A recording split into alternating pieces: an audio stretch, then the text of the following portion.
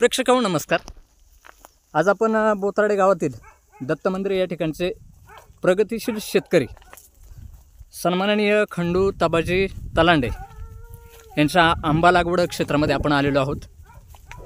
Israel पद्धतीची ही लागवड त्यांनी कशा पद्धतीने केलेली आहे आणि त्याला खर्च किती आला, परत ही लागवड कशा पद्धतीने केली त्यांच्याकडून आपण जाणून घेणार आहोत। तत्पूर्वी आपण जी झाडे दाखवतोय ही पहा कशा पद्धतीने त्यांनी लागवड केलेली आहे। बोथराडे गावातील हे दत्त मंदिरचे प्रगतिशील शेतकरी आहेत।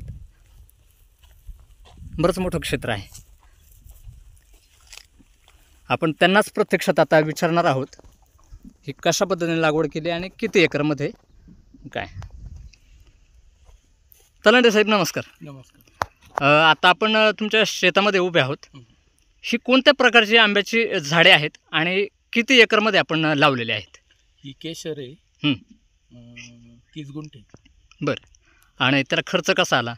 खर्च काय गुजरातवरून रोपं आणली होती। बरं, हां 25 रुपयाला उंडी आणली होती। बरं, आतापर्यंत उत्पादन वगैरे कसं काय काढलं आहे? उत्पादन 1 टन निघालं गेल्या वर्षी। बरं, आणि वार्षिक कसं असतं, म्हणजे याचं हे फळं कसे असतं? वर्षामध्ये किती येतं, किती वेळा? एकदाच येत असतात। आपण आता शेतकऱ्यांना काय सांगाल की अशा पद्धतीने समजा जर लागवड जर करायची असेल तर ह्याच्या म्हणजे जी लागवड तंत्रज्ञान आहे हे कशा पद्धतीने करावं लागते ह्याच्याबद्दल? 10 बाय 12 लावलेली आहे। आणि औषध फवारणी वगैरे कसं केली जाते, काय फवारणी करावं लागते? किती म्हणजे किती वेळा करावी लागते काय? बरेच वेळा होते तरी वर्षातून 9-10 वेळा। 9-10 वेळा? अच्छा, तोही खर्च पण होत असेल ना? हो। किती म्हणजे किती लाखापर्यंत तुमचं आत्तापर्यंतचा जो बेनिफिट झालेला आहे? आता पहिल्यांदाच निघाली होती। बरं, हां 1,00,000-1,15 लाखापर्यंत झाली। 1,00,000-1,15 लाखापर्यंत किती झाड आहेत एकूण? 260। अजूनही आपण अशा प्रकारचे मला वाटतं काहीतरी मागील वेळेस काहीतरी पेरूची झाडं वगैरे लावली होती। म्हणजे आपण एक आदर्श प्रगतिशील शेतकरी आहात, तर तालुक्यातील शेतकऱ्यांना आपण कशा पद्धतीने मार्गदर्शन कराल की आपण जे शेतीमध्ये जे उत्पादन घेत आहे तर अजून याच्यामध्ये कसा म्हणजे बदल करता येईल किंवा काय करता येईल, शेतकऱ्यांना काय सांगाल आपण? नाही, आता आपल्या इकडे तर आंबेच चांगले पिकतात, त्यामुळे आंबेच हे केले। पेरूचं जमलं नाही, बॅक्टेरियल ब्लाईटचं जास्त हे होतं त्याला इफेक्ट त्याच्यामुळे। बरं, सध्या काय अजून काय शेतामध्ये? टोमॅटो आहे, काकडी आहे। बरोबर, अंतर्गत पिकं याच्यामध्ये घेता येतात का?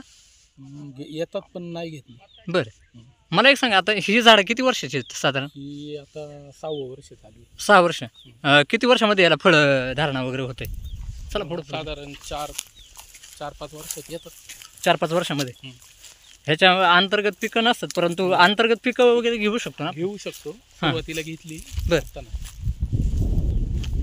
ह्याला म्हणजे आता ही जवळ 260 झाडं, ह्याच्यातून प्रत्येक झाडाला साधारण किती फळं वगैरे लागतात असं काय? ते झाडाच्या आकारमानावर अवलंबून। अच्छा, हां हां। आता याच्यामध्ये कमी जास्त म्हणजे मोठाले छोटाले आहे? लहान मोठी आहेत। काय ही आता कलम केली। कोणते? ही कलम केले? कशा पद्धतीने केलेली? केलंय। अच्छा, हां हां। ह्याला काय कोणतं याचं केलं काय?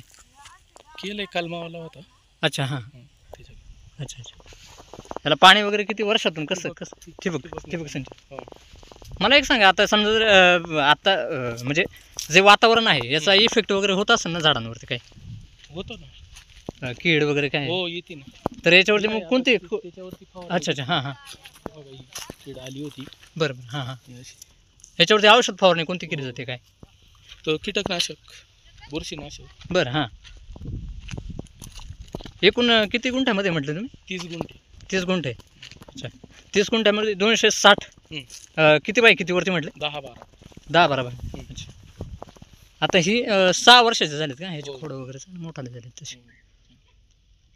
हे पाला वगैरे याला काय हे करावं लागतं का? नाही ना, पडतो तो पडतो का? अच्छा, हे पण 6 वर्षाचे आहे? म्हणजे याच्यात कमी जास्त कसं काय याची लागवड काय? आता रोपांमध्ये काही। अच्छा, हां हां। कुठनं मागवले म्हटलं? गुजरातवरून? खर्च वगैरे भरपूर झाला असेल ना? झालं, पण एवढा पण नाही। अच्छा, हां हां।